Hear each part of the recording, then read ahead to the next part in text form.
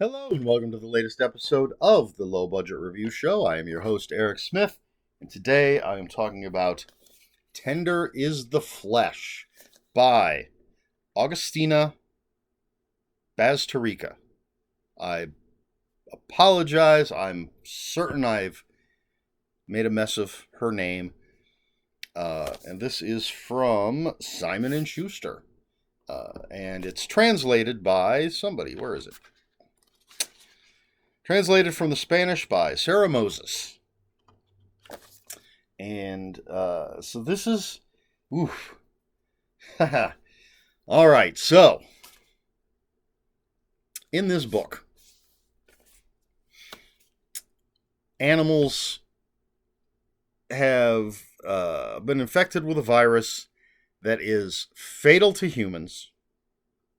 And so animals are, for the most part, wiped out, and people have started eating people.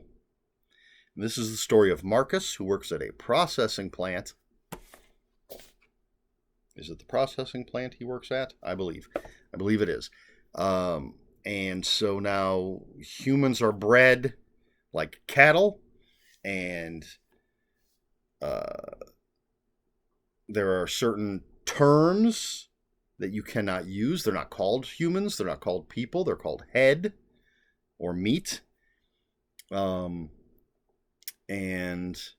Marcus, we follow Marcus on his day-to-day routine, and he is gifted a female head, and it sort of throws his life into turmoil.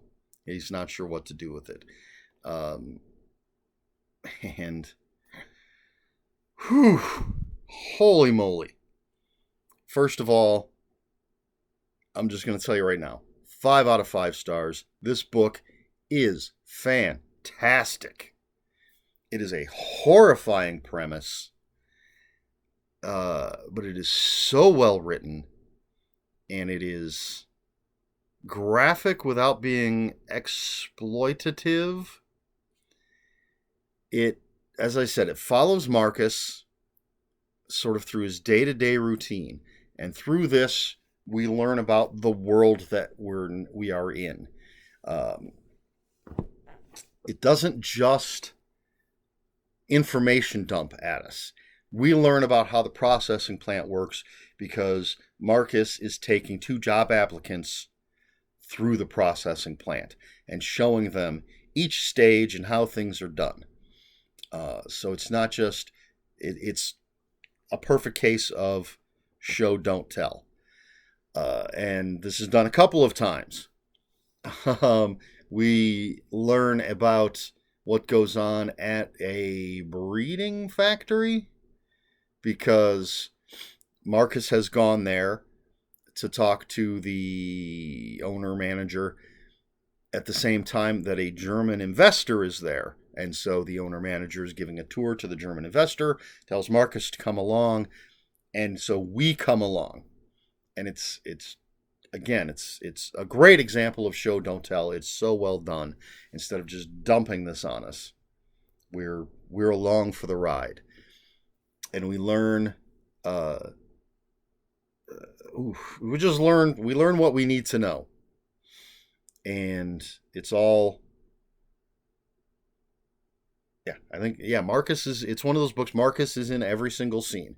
He is our eyes to this world.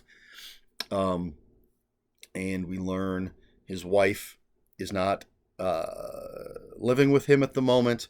We learn that there's been a tragedy.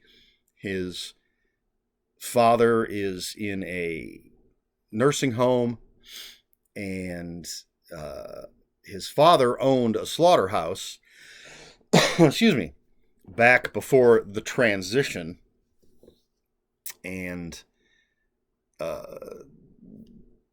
couldn't take the transition and some other circumstances, and so now he's basically lost his mind, and he's in this home, and Marcus has to take care of him. We meet Marcus's sister and his niece and nephew, and just all sorts of different characters. And we, again, learn about this world. And I don't want to tell you where things go, but this is beautiful horror. It is so well written that it's sublime. I don't know how else to put it. I wish I had the proper words. Uh, don't know if this will go up before or after an episode of My Favorite Horror With. And just in case this goes up before, I'm not going to tell you who it's with, but someone did pick this as what they wanted to talk about, which is why I picked it up and read it. It has been on my Amazon wish list for a long, long time, but this particular guest choosing this, it was the kick in the pants I needed to finally buy it and read it. And again, so glad that he did. I think I already mentioned 5 out of 5. Just the writing is so beautiful, and the story is so well told, and it's so straightforward and horrific. The ideas put forth, the the way the world is, the way that people, so, not everybody, but so many people so quickly accept the change that has been made, the transition. And we see different levels of society and how they deal with this, and how people, again, I said words in relation to what they're eating, words like human and people are basically outlawed. And we see how people basically trick themselves to justify what they're doing. And man, just fantastic. I don't know what else to say. Beautifully written, beautifully translated. I'm always leery when a book's translated into English from another language. I can't know, because I don't speak or read any other language. I can't know how accurate it is. I'll have to interview a translator sometime and see how that works. But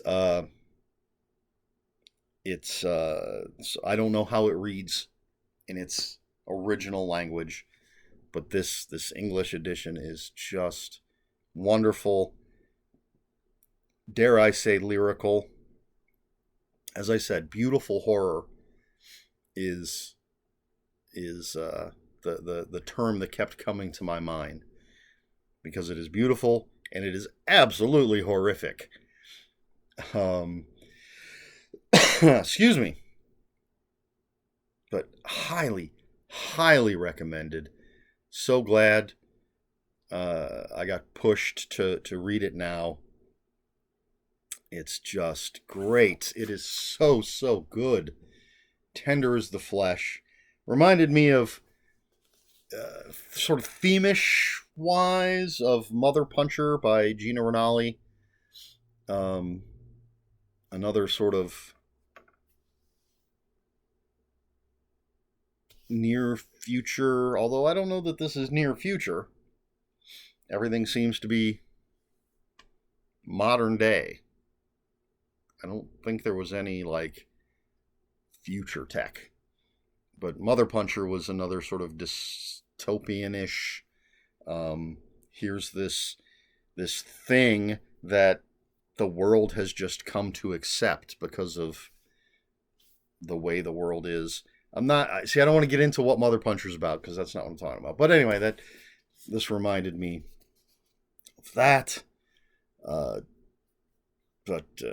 I recommend Mother Puncher by Gina Rinaldi if you can find a copy. But Tender as the Flesh, 5 out of 5. Amazing book. And it has a lot to say about the meat industry. I still eat meat. Just had some today, but it's it's just amazing. One of my favorite books that I've read this year. Let's check the copyright. It's not that old. 2017. English translation 2020. Originally published in Argentina 2017. So 5 years old. 2 years old for the English translation. Can't recommend this enough. So good.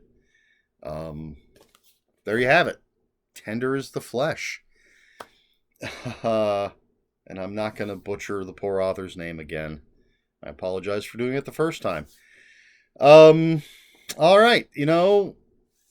I'm not going to ask a question this video. I just have to sit here and stew. No pun intended. Let the feelings wash over me. I just finished this earlier today. I didn't want to put it down. Had to go to work, had to sleep at some point, which sucked because I just wanted to keep reading and reading and reading. But there you have it. All right, so if you have any comments, questions, or corrections, please put them in the comments below. Comments are open for spoilers. Just post a spoiler warning. We try to be polite here at the Low Budget Review Show. Please like, share, and subscribe, all that YouTube stuff. If you'd care to follow me on other social media, my Twitter is @Ronin5757. My Instagram, where I post pictures of books, comic books, board games, and fuzzy animals, is EricSmith5757. That's Eric with a K, ERIKSMITH5757. That's all I've got for you. This has been the Low Budget Review Show. I have been Eric Smith, and until next time, read more books.